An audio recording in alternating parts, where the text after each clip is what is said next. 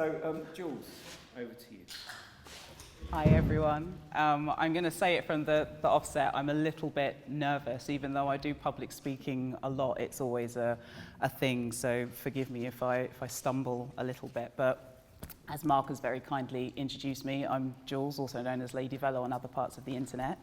I have been in the cycling industry for the last 12 years, so on both sides of it. I've worked at grassroots level, and I've also worked in the sort of corporate business side of it as well. And it was, you were talking about mistakes, like getting into things by mistake or by accident, and cycling was never supposed to be the plan for me. So my original plan was I was going to become a barrister. That's what I wanted to do. Didn't go that way at all. But I started up a blog called Velo City Girl in 2010 when I decided to get back into cycling or riding bikes, because it was the one thing that used to bring me a lot of joy and happiness and freedom when I was younger. So I used to end up riding around the house and terrorizing my brother, my sister, my mum and my dad, a bit like Danny Torrance in The Shining, just riding around the house and bashing into people. But my big idol was my sister. So for context, my sister is 8 years older than me and my brother is 16 years older than me. So my mother spaced us out good. My sister used to ride a Rally Burner BMX, and my sister, she was too cool for me to hang around with. I was her annoying little sister. Always wanted to play out with her, always wanted to hang out with her. Didn't quite happen. The bike thing didn't happen between me and her either. But the thing that tends to happen to lots of young girls who are into cycling is that eventually fall out of love with it. Either it's not cool anymore, your friends aren't doing it, people are learning how to drive. There's also the element of feeling uncomfortable on a bike, which was something my sister experienced, especially getting catcalled when she was cycling in her uniform, coming home from school. So she stopped cycling. But the silver lining was I got that Rally Burner. I ended up having it handed down to me, so it got a whole new lease of life.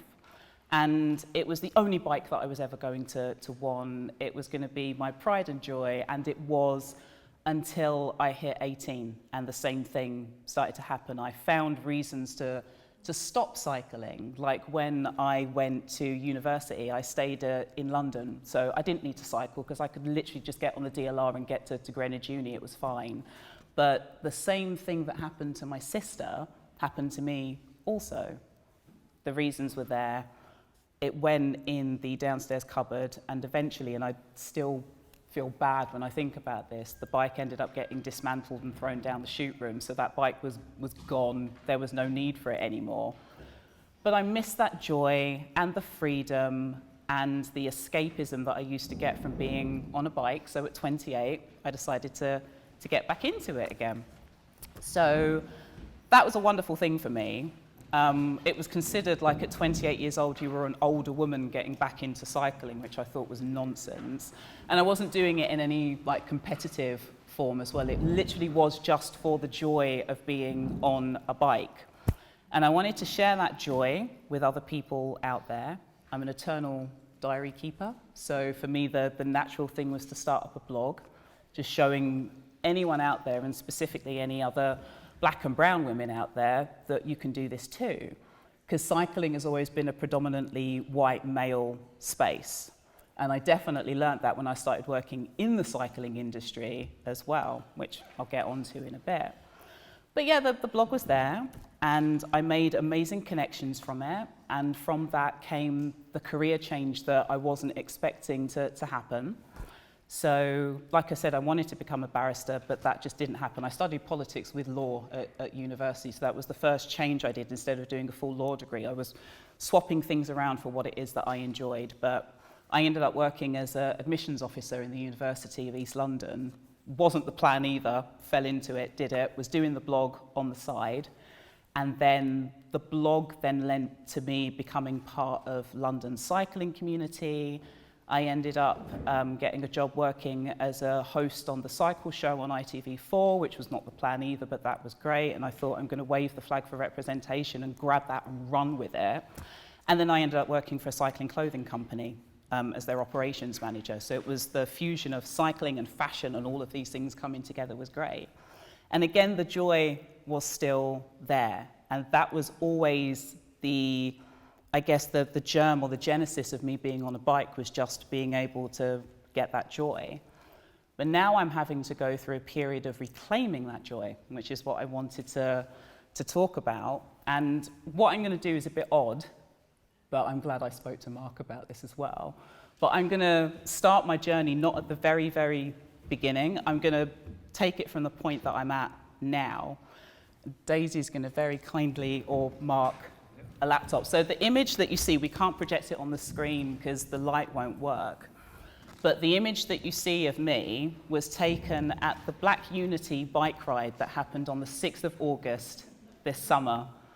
And the Black Unity bike ride is an initiative that was born out of lockdown. So it was one of those things that happened in lockdown, but basically born out of the frustration of not seeing enough black and brown bodies on bikes, taking up space and feeling like you were represented. So this incredible guy called Tox started it up. That was the third Black Unity bike ride that had happened, and it garnered support from Rafa, who I've done work with. Sky were involved in it. Science in Sport got involved as well. Sky got involved with it too. It's gotten huge. And it was at the point now that the third ride had 1,200 black and brown bodies riding through London, and it was a sight to behold. And for me, having been in the industry for 12 years at that point, this is what I'd been longing to see. It was the most incredible thing, and it was the most empowering thing, and it was just a celebration of black joy on bikes, on wheels. No one could stop us. Basically, it felt like we'd shut down the London roads as we were cycling through, and it was great. And I was on top of the world. I was at that point where I just felt amazing, and it reminded me about what it is that I had been campaigning and advocating for in cycling for these 12 years. Getting to this point, people now call me Auntie Jools because I've been around for that long. I feel like I own it. I'm your old Auntie Julie that's been around from the start. And in the black community, that's an honor when you become the auntie. So I was cool with that. But that was the thing that I needed to remind me why I got into this in the first place and what it was that I enjoyed. And then on the 18th of August, something else happened. So that is also me, and that was me after I'd come home from the hospital because I had a biopsy on my left breast. So if a tit is a sentient being, my left boob started behaving really badly in the summer. So there were shooting pains, there was redness, it didn't feel right. And I was like, okay, I need to speak to the doctor about this. And I'd examined myself and I couldn't feel or find anything, but it's like, get it checked out. There's a history of cancer on both my mum and my dad's side of the family, so get it checked. So my GP referred me instantly to the breast cancer clinic at my local hospital, and I was just going in for a harmless ultrasound. That's the only way I can describe it, not that it was, something fun to look forwards to, but it was just going to be an ultrasound to make sure that everything was okay. And I'm lying there, having it done, and then the consultant just said, we found a pronounced lump. And I was like, oh, I didn't find that when I was having a feel. Like, I didn't feel anything like that at all. And then I just went through this panic, this spiral as I was lying down on the table, just thinking, well, what did I do wrong? Because I didn't find it, and I was just thinking to myself, I didn't spot this myself. This is so bad. But they did the biopsy. I went home. I had to have that conversation with my mum. My mum knew I tell my mum everything, so she's like my rock, as is Ian, my partner, who is here as well. But it was horrible having to tell my mum after only a few days ago being on top of the world when I was on that bike ride, to now having to tell my mum, lump's been found in my breast, I don't know what's going on, and then having to tell that to Ian as well. And then everything just started to get fuzzy, is the only way to describe it. Like I felt like I was only like a couple of weeks before at this point where everything felt like it was brilliant, and then suddenly everything felt like it was shit. Anyway, I got the results back from the biopsy, and they were indeterminate. So I got called in to have another biopsy on the 30th of September, and I'm still waiting for the results of that at the moment. And I know after having had conversations, maybe there's the no news is good news, and if it was something really, really terrible, you'd have heard something immediately. But I can't help feel like I'm in limbo at the moment while waiting for that news to come through, especially, like I said, because I know there's a history of it on both my mum and my dad's side of the family. So I'm there in a bit of a panic and still in a panic at the moment. But then that happening served as another reminder as to why I need to reclaim my joy. Because there is so much to live for, and there are so many good things in the world that have come my way through being on a bike. That's the point that I need to get back to. I want to get back to being that smiling, grinning maniac that you saw in the first photo, because that was an absolute high. And just like that, it just got snatched. And I just thought to myself, with everything else that I've been through before, like if we want to go through my medical record, when I was 33, I had a mini stroke as well, so things have been weird. But there's always that element of bouncing back, and always that element of remembering these things that make you happy and give you life and give you pleasure and give you something to look forwards to. And this relates back to my cycling journey as well. When I think about the reasons why I initially got into it and why cycling brought me so much joy, I have no definitive answer as to when that moment in cycling was just like, this is it, this is the pinpoint. When I got my Pashley Princess, my first bike as an adult, that was the thing, that was going to be the bike. The BMX, once upon a time, was the bike, but the Pashley Princess was the bike. I didn't need anything else after that. Then I got into the cycling community, and then I met people who rode fixed gear. And they were like, oh, give it a try, you might like it. So I did that, ended up with a fixed gear bike, loved riding around on that too. Then there was road cycling, which I said I would never ever go near, because I'm not one of these people that's going to be squeezing myself into Lycra and riding like that. And then all it took was one taste. All it took was one taste. And then 2 road bikes ended up in my house.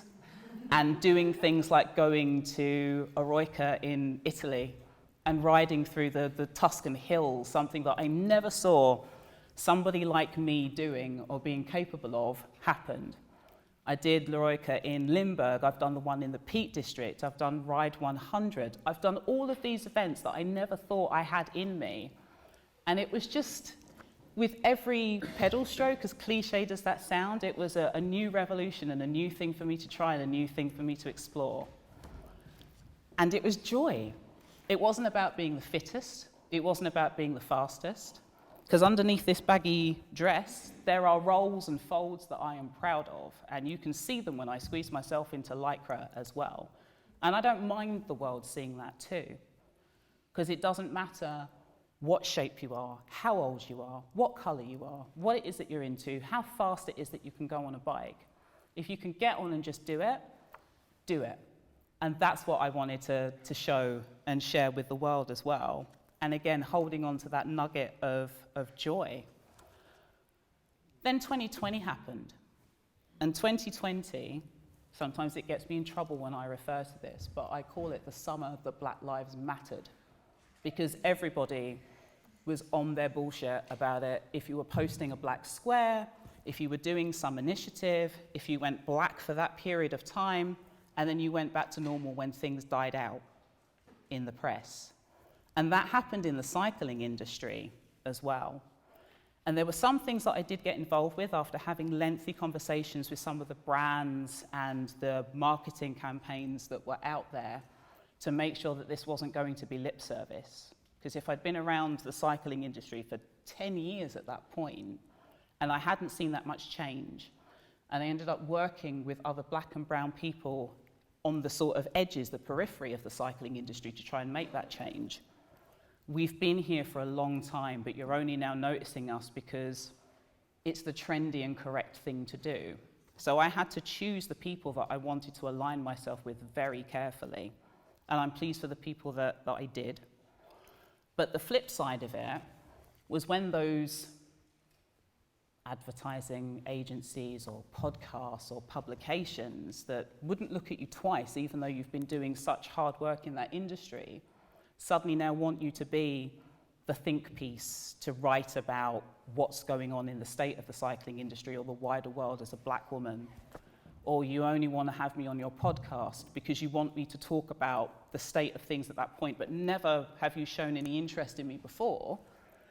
That's when I needed to start remembering to reclaim my joy and tell these people no. If I didn't exist before then, but I'm now going to be your trauma sponge for you, that I can write about the black grief, the black pain, the black suffering, that's not what it's been all about for the years that I've been on a bike.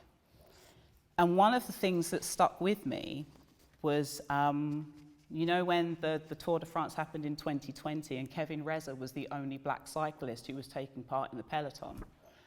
And there was the very, in my opinion, weak gesture that happened where they put on, it was the face mask because it was the pandemic and had written no racism across it. And they were going to have the sort of the parade ride where he would lead it out. There was a sports journalist who tweeted something. And I was listed in this tweet. And it was, please follow those who have spent their entire careers working on this matter and those who make it their continued mission to change things. This person had known me for a very long time. We'd followed each other for a long time, but we'd never interacted with one another. They even had a copy of my book. Now, my book, Back in the Frame, there is the stuff in there that's not that cheerful. So I'm very frank about my relationship with depression and how that sits with cycling. I've talked about the adversities that I faced in my time in cycling, but the running theme through that book is joy. The joy that I have found in being on a bike, the joy that I have found with there were 6 incredible women that I interviewed in that book as well. And one of them, my sister from another mister, is Aisha McGowan, who at the time when I wrote that book was on the mission to become the first female African-American professional cyclist. She is now that person. She did it. And I'm so proud of the fact that I got to know her at that point of her journey, and I can still call her one of my best friends now. But there was so much happiness and so much joy enveloped within those pages.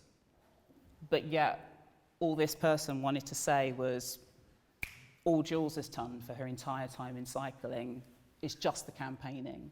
It's just working tirelessly. That has been a big part of who I am and what I do, but my pain or black pain doesn't define me, and I was just desperate for people to see beyond that, to understand that that's not my sole existence, that's what I'm all about. That's not the case. So it gave me great pleasure in either blanking emails or sending emails back, maybe thanking them for getting in contact with me, but reminding them how long I've been around for. And here are some examples of my other work that I have done while I've been in the industry that you haven't wanted to speak to me about, that you haven't invited me to be a part of. And then obviously I got air back from those people as well, and that told me everything that I needed to know. So that was an early reminder on reclaiming your joy. It's weird because there's that crossover between being an advocate, and it's almost like being an accidental advocate for something like that. Because as a black woman entering that space, you know that's going to happen to you immediately. People are going to want to talk to you about a lack of representation or what can be done to improve it. I'm not every single black woman or black or brown body in cycling. I don't have the answer to that, and I always will say back to them, be an ally, educate yourselves, try and find the answers yourselves. We as black people in that space cannot solve the problems for you. If you are part of that problem, look within yourselves and see what it is that you need to change to make that space more open, more welcoming. Look at things like the Black Unity Bike Ride. I urge you to have a look at the website, because I had the honor of doing the film for it this year. So it's on blackunitybikeride.com/film 2022, but I'll share the link for that properly. But basically, I did the film with Rafa, and they followed me around all day on the ride, interviewing people, and there was no pain, there was no grief, there was no trauma. there was just this beautiful celebration of everything that is great about seeing bodies like that on bikes just enjoying themselves. And, you know, now that's just going to be my touchstone. That's my reference point. If you want to know what it is that you need to do, go and have a look at that film, go and have a look at those initiatives and understand and try and educate yourselves on that too. Because we're tired. As a people, we're actually quite tired of having to do all of that legwork, and that's not what I got into cycling solely for as well. So, yeah, it was just having that moment of joy and having that kind of awakening for myself to know saying no is okay. So, you know, I've ended up, because of what's happening with my angry left boob and just other various things, that I just need to reevaluate what makes me happy, what makes me joyful. And the joy is in the discovery that you have on that journey.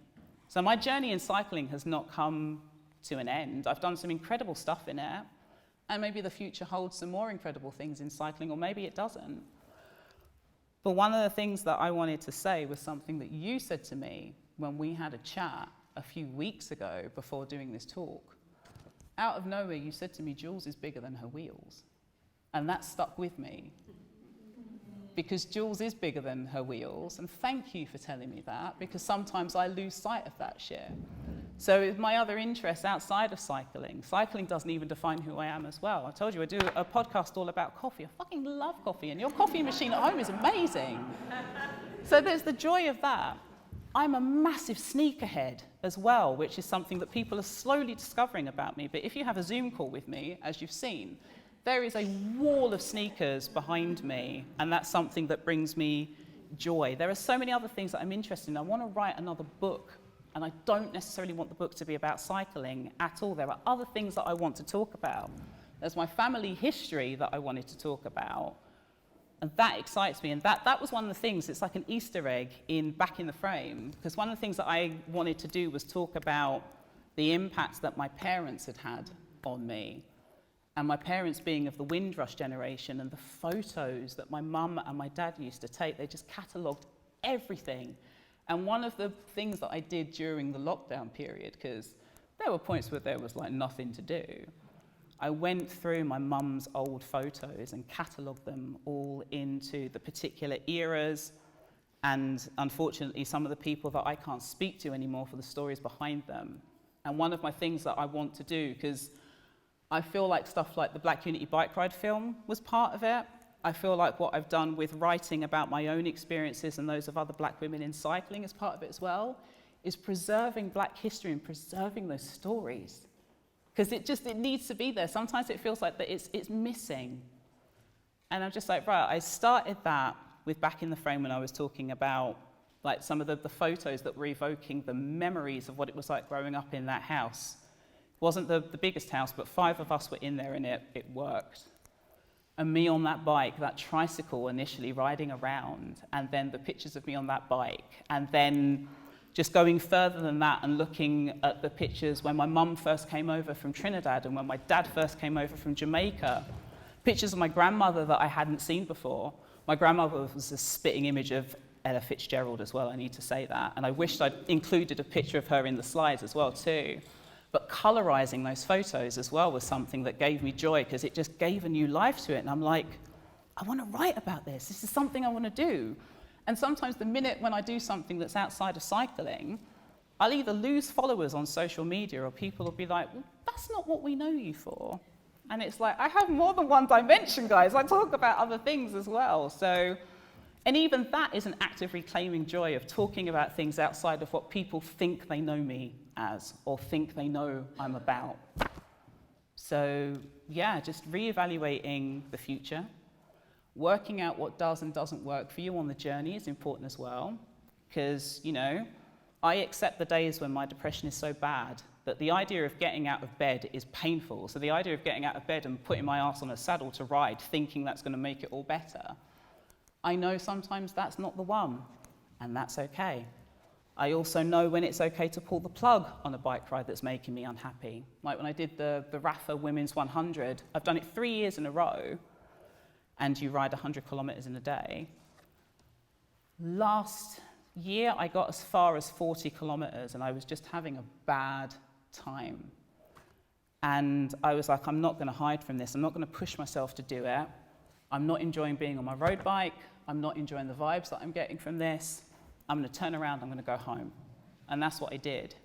And then I had to make that decision. Am I pulling the plug on the whole day, or am I going to have some more fun elsewhere with it? I don't know. And for me, one of the big decisions was, if I take off my sports bra, we're done for the day, because that's it. I'm free. I'm out. It's okay. The girls are loose. We're just going to chill. And I was like, do you know what? I got as far. I was in the padded shorts and my sports bra and a dressing gown on top of it. Sat down, had a cup of tea. I was like, do you know what? No, we're still going to go out. And Ian, my partner, was doing the ride with me as well. So I put on a T-shirt, a pair of jeans, my trainers, a cap, unfolded my Brompton, he unfolded his Brompton, and we went out cycling with no agenda and no plan for the rest of the day. I didn't do the full 100k, got to 60, ended it on a bowl of pasta and a Negroni at one of our favourite places in King's Cross, which to me is a good end to a ride anyway, and then folded the bikes up and got on the train and came back home. And that was fine. And I put that out on my social media as well, because it was great to see all of the other women who had done the Women's 100 celebrating and talking about the fact that they'd done it, and I was proud of them. But I also thought it's okay to just put the shit stuff up as well. So I put up what my day looked like at the beginning, and there's a very sour photo of me looking quite dour when I realised I'm having a bad time. And then the other side of it is pictures of my Brompton, pictures of the Negroni, pictures of a Bengal cat that I met on the way as well that I wanted to take a picture of. And just saying, it's okay to just have those shit days, just own them, because that's part of the journey. And that's also part of reclaiming your joy. And for me, it's remembering the reasons why I do what I do, and remembering my own reasons to be cheerful when it comes to being on a bike. I'm not really doing this for anybody else but myself. And that might sound selfish, considering when I talk about the activism and work that I do, basically just to encourage other, like I said, other black and brown bodies out there. If you want to get on a bike, you can do it. But I have to remember those moments where I have to hold on to the things that make me smile.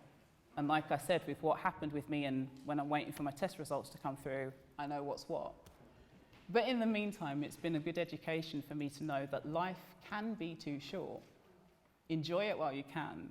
And don't let anyone snatch your joy away from you. And don't let anybody try and claim your time off of you for something that does not make you happy. Do what works for you. Go at your own pace and just enjoy life. That's it.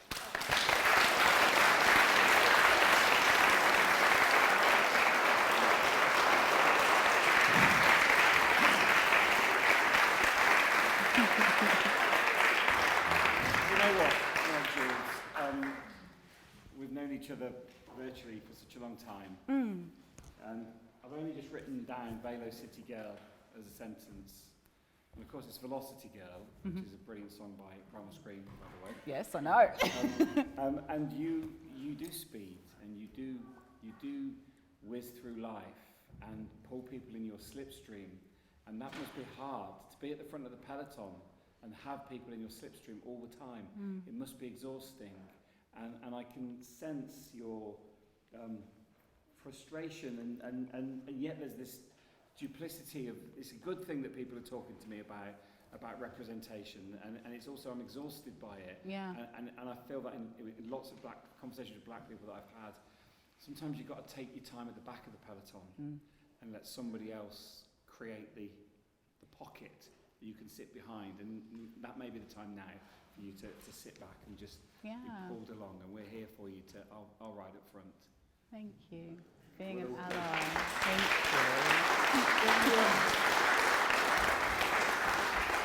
you. You raised a couple of really, in driving up questions, really interesting things around representation. And the joy that you had, I could sense this absolute amazing feeling that you had when you went on the first Black Unity bike ride, and you saw all of those black and brown bodies.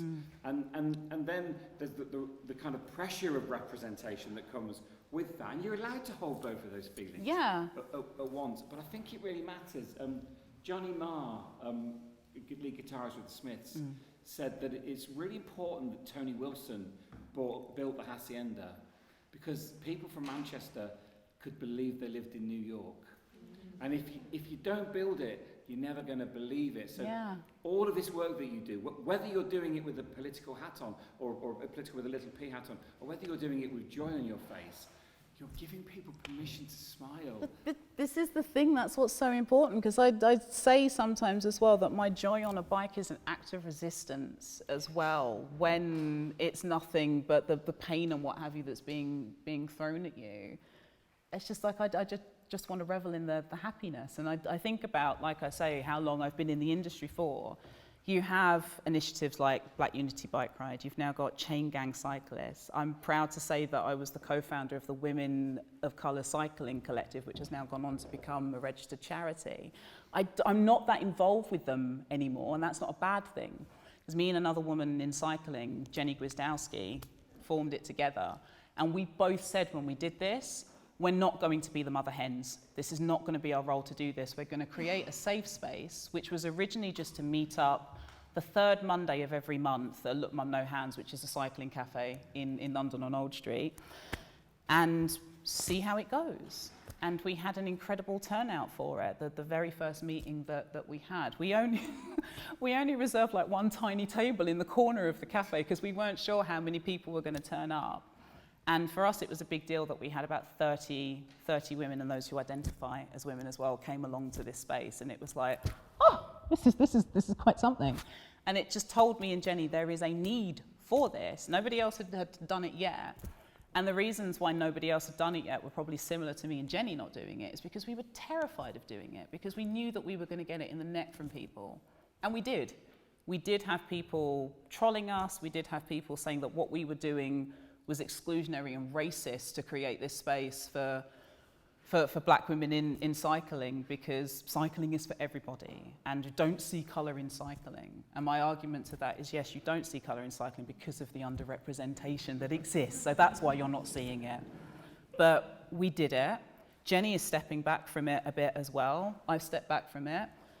You know, there's a board of trustees, there's just all of this stuff has happened, and it's just like, I don't mean this in a lazy way, but it's really nice not to have to carry that burden of doing it, because we've either energized or galvanized a group of people to do this and turn it into something else and run with it. And for me, that's been one of the most beautiful things of being in the industry for so long, and seeing these changes happening and seeing these other collectives that are out there doing their thing. And sometimes it's enough to pierce through and then retreat and let everybody else come in. Talking of which, I've pierced through, I'm going to retreat. Have we got any questions from the audience for Jools? Yes, please, yeah. When did I start? So it was, as an adult, it was in March 2010 is when I started cycling, and that's when I got my Pashley Princess, who is called Frankie. All of my bikes have names. So she's Frankie, or Frank the Tank for short, because she's very heavy.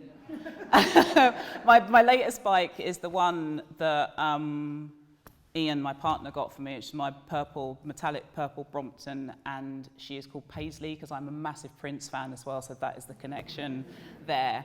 But yeah, that's when I first started. So it's been an interesting journey on the bike. There have been some serious ups and serious downs, which I've talked about in the book as well. And like Natalie, I didn't bring my book with me. Yeah, I was just like, what was that about? I just didn't bring it. But it's just like, no. I'm going to get Mike to set Mike.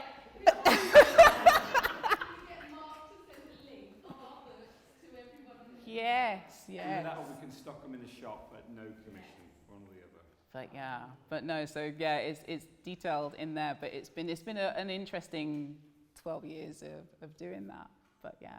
So you've got loads of time left before you start. Never too late. If anybody says that, they're talking bullshit. Yes, question here, please. I'm going to follow up from that question after what you said right at the beginning. Is there anything we can do to stop girls from losing that love of cycling when they're young? Well, do you know what? I've talked about this, and I talked about this with my sister, was who I had the original conversation with. And it's even having something like cycling proficiency, or even as part of the curriculum, like at PE, if it was something that was available there. Because it's this weird thing that I ended up getting into cycling because of my sister. My sister ended up getting into cycling because of our older brother. Anthony used to ride around on his bike as well.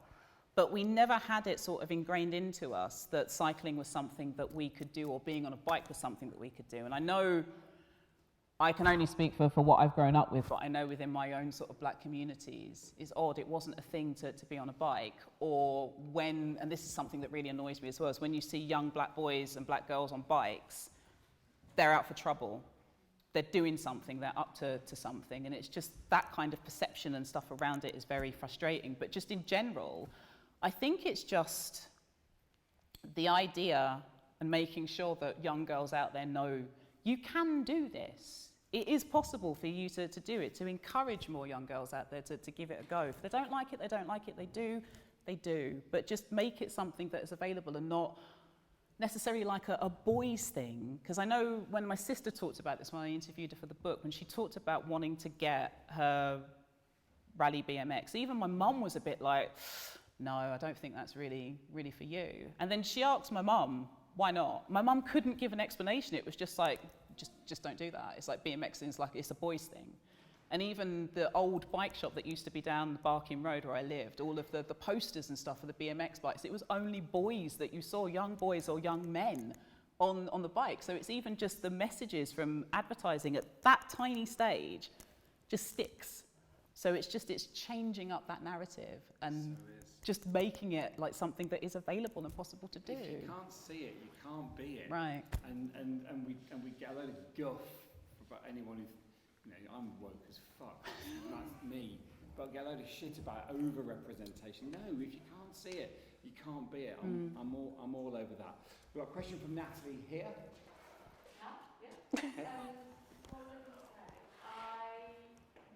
thing that resonated with me was, you know, when it was Black Lives Matter, everyone, like you said, starts coming to you. And it's like, just because you are black or brown, you're supposed to have all the answers and educate everyone else around you. I don't fucking know the answers. No. You do your own work. Yeah. Like I have to. I was brought up by a white mum in Britain. Yeah. Very, very little black family around me. So, you know, you can't just expect me to know what to do. And that's not my job. No. It's not my job to educate you. That's what I've had to turn around and tell people as well. Like, I don't have all the answers. I don't have the lived-in experience of every single black woman in this country either.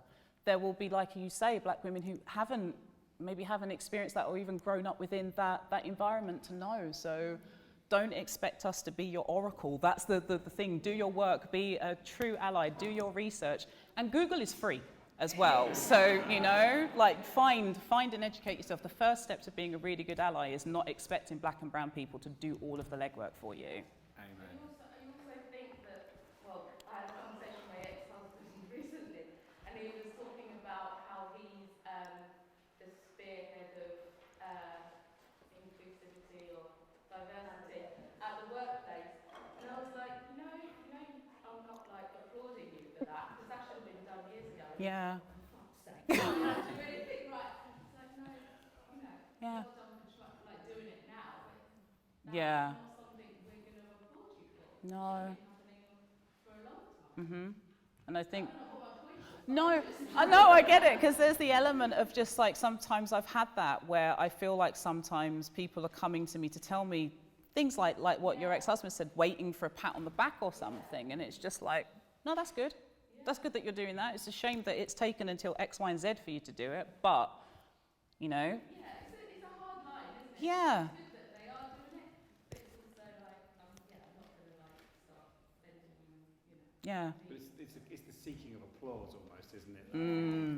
With some of those modest brags. Yeah. It's tough, right?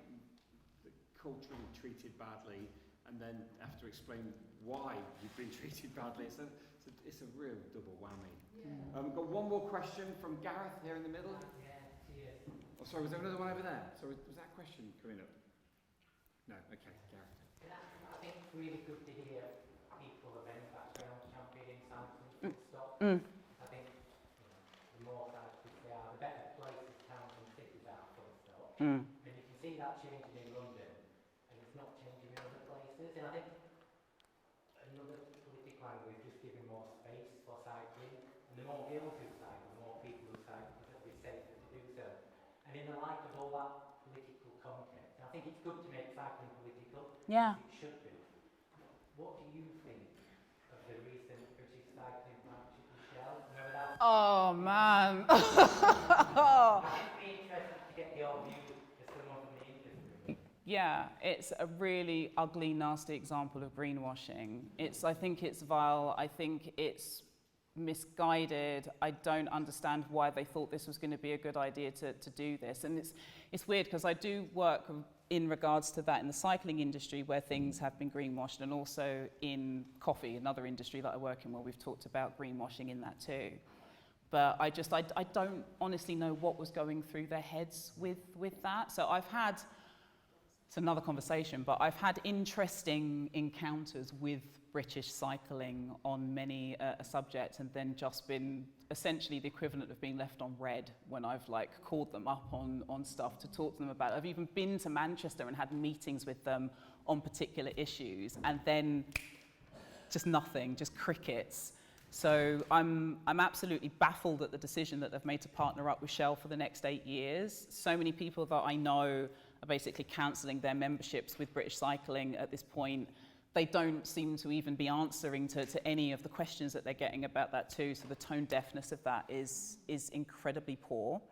But then it's I chaired the London Walking and Cycling Conference earlier on this year as well, and this is what we were talking about. I know obviously it was London centric, but we were then talking about it as a wider example because we had people coming in from Oxford, from Cambridge, just outside of London, talking about what their councils and their initiatives are doing, basically to give London a bit of a nudge. Even though there are improvements and changements going on, there's still a lot of work to do. Even the sort of backlash against low traffic networks and parklets being built to give space to not only people on bikes, but just people who want to walk and just to be active in that sense. And it's not necessarily about exercise in the sense of getting fit to have that space, but just the mental exercise and the mental freedom of having green spaces. I'm from East London, I still live in East London, and all I'm seeing around me in Canning Town is any green space that was left has basically got very expensive apartment blocks being built on it. I grew up, I've got the A13 on one side of me, and London City Airport is on the other side of me as well, where I am. And it's no surprise that when I was 7, I developed asthma, where I'm living. I know that, and it's just trying to get these councils or local councils to understand that these changes need to be made not just for the benefit of people on wheels, but just for the liveliness of everybody living in those areas, just to have an improved quality of life. But yeah, spinning that back round to British Cycling and Shell, madness. Wonderful, thank you. Any further questions? Yes, got one here and then we'll close. How many bikes do you actually own? So between me and my partner Ian, because he's going to shoulder some of the blame, sharing is caring, babes, love you. We've had 12 bikes in our house at one point. So yeah, some bikes have been sold. There are some bikes that aren't complete bikes. So he has a, 9, yeah. So some have gone. So 9's not too bad. But one of them's not even a full bike, is it? Because he's got a Paris frame from 1948 that he still needs to get built up into most of the components. But we've just not put it together yet to make it a full bike. But yeah, it's been a bit of bike house. But I'm also going to be one of those women who's probably not going to have children, but is going to have cats and bikes. So that's okay. Oh, do you wish you kept your rally burner? I really do, because there was nothing wrong with it. This is the thing that's so painful, is there was nothing wrong with it. But at the time I wasn't riding it. My mum and dad were just like, it's taking up space, so down the chute room it went. Have you seen how expensive they are on eBay? Yeah. So it's probably not gonna happen. But yeah. And if you had the gold one. I know, I've seen the gold one, man. Yeah. I wanted that so badly, and I wasn't allowed it. I'm not allowed it. I was told it was a waste of time and to stick with my Peugeot, which, to be fair, I was wrong. Okay, thank you so much. A massive round of applause.